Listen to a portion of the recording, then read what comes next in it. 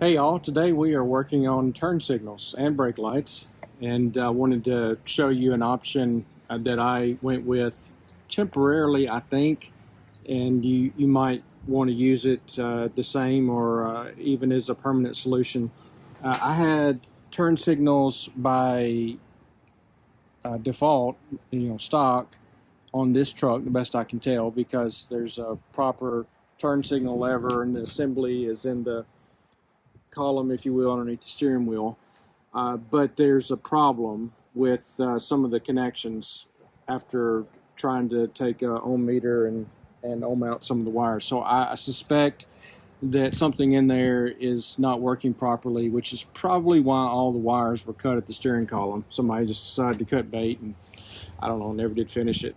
So what I did, since that assembly is $200 and I didn't have a steering wheel puller handy here at the house, I just decided to go and spend $15 on this everlasting conmutador. That's a Spanish word for switch. I learned something today. It's an everlasting turn and stop signal lever. $15 Amazon special from China. I've seen these things advertised everywhere under every different brand known to man. I am sure they are all the same switch because they all look the same. So my guess is they're all being manufactured out of the same factory. All right, so the biggest thing that you'll see in terms of a complaint on Amazon, at least, is the fact that there's not any instructions. Well, that's not entirely true. If you're looking for a piece of paper in the box, then you would be correct. There are no instructions. However, they are printed on the back of the box. So turn that puppy over, take a gander. You're going to find everything that you need in order to wire this thing up. All right, and I guess I should turn it up like so, so you can get an idea of what these wires do. Now, a standard turn signal switch has 6 wires. This one has 7, and the 7th one in this case is used for the built-in indicator. So on this housing here, there is two lights that will blink and tell you that you've got your turn signal on. In order to do that, you have to have a 3-wire or 3-prong flasher. I would go ahead and spend the $18.99 on the one that comes with the flasher. I wasn't paying attention. Had I would have bought it instead, and then that way I would have had that indicator light, which is pretty important, I've found. But at any rate, we don't have it in my application. Got a 2-prong switch like I do, or a flasher like I do, you can still make it work. So you can essentially, in the 7-wire configuration, you can call 3 of these wires inputs, and then you can call the other 4 outputs.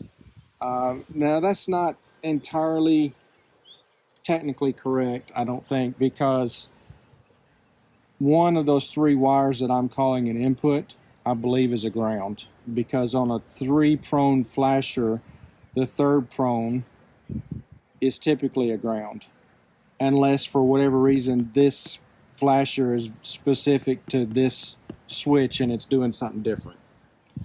So I'm not going to get into that, especially when it comes to a technical discussion, because quite frankly I just don't know. But why do you need a turn signal switch to begin with? Well, 1157 bulb, you have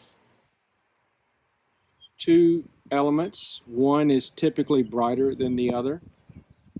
The brighter of the 2 is being used for 2 different functions. It is being used for brake lights. It's also being used for turn signals. So you can't just feed 2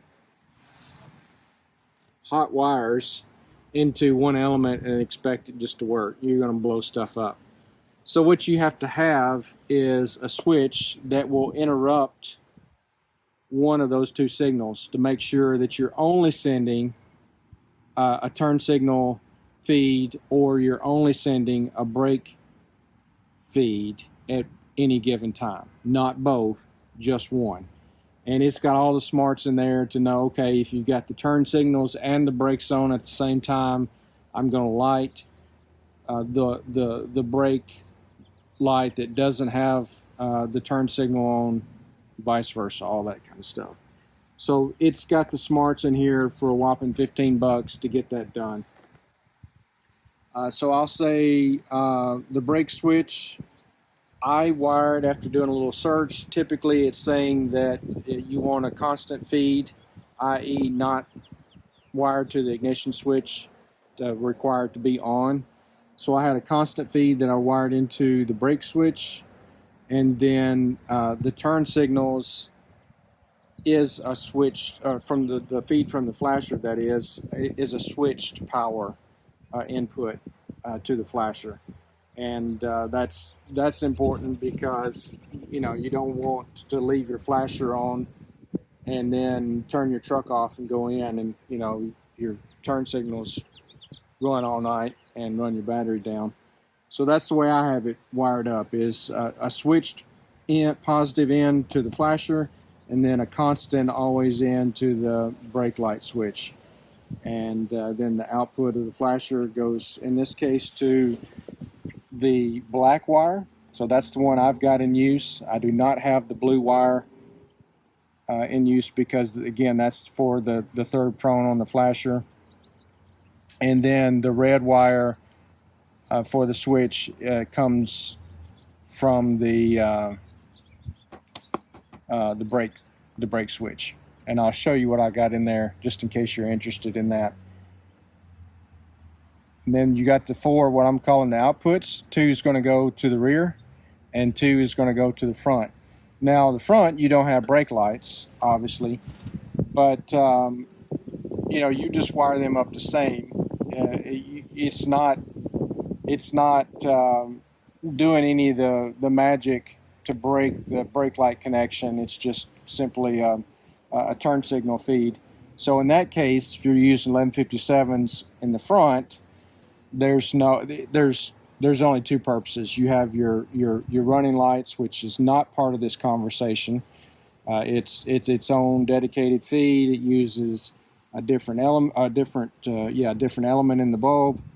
But the turn signal is always going to be using the turn signal element, and that's where the 2 of the 4 outputs go. In this case, it looks like, let's see, for the front, it is the yellow and the green. So let me show you on the inside what this looks like, and then we'll go from there. Okay, there's not going to be a whole lot to see in here other than, you know, you can take a look at how I've got it mounted. These wires here, let me zoom out, are for the original assembly. So I'm going to just wire tie these out of the way, because again, I'm hoping to get rid of this in the future once I get this up underneath here taken a look at and fixed.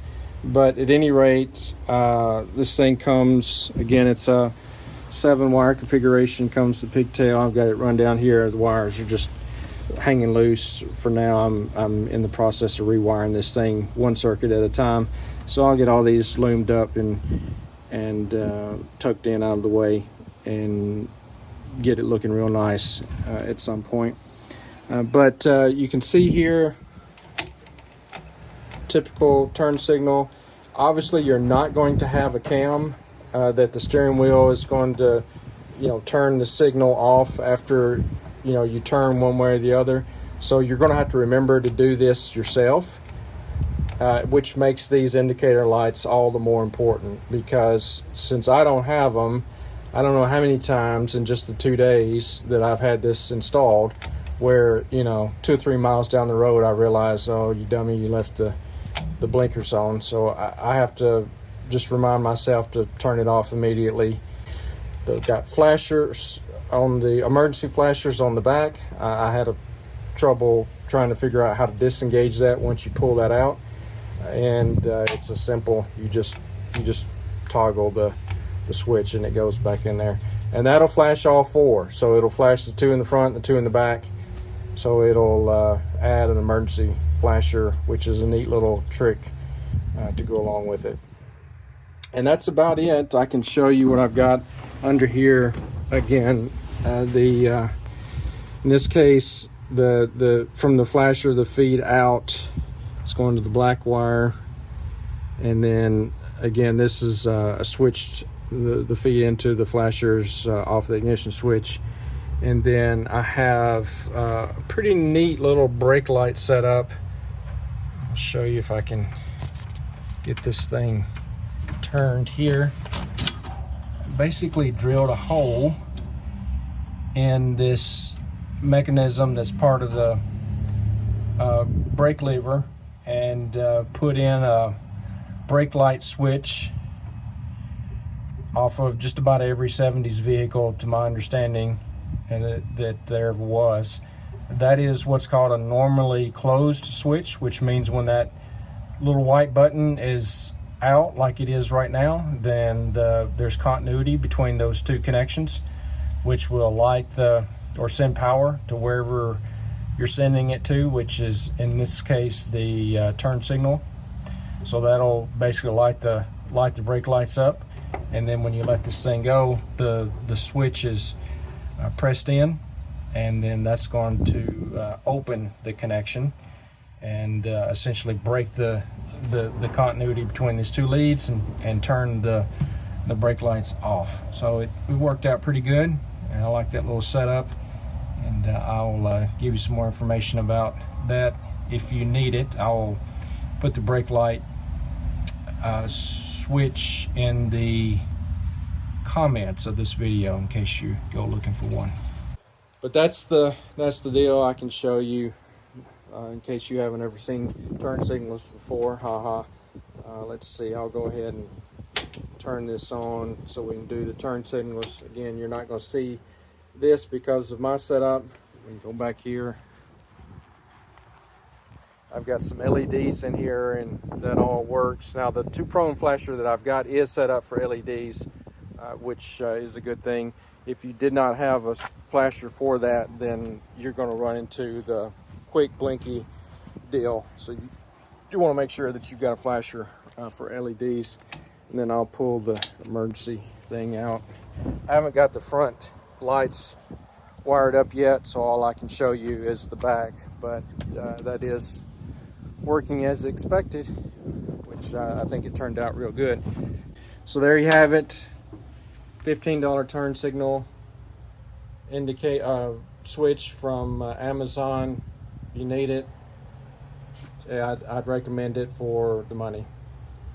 Thanks all, and stay tuned for the next video.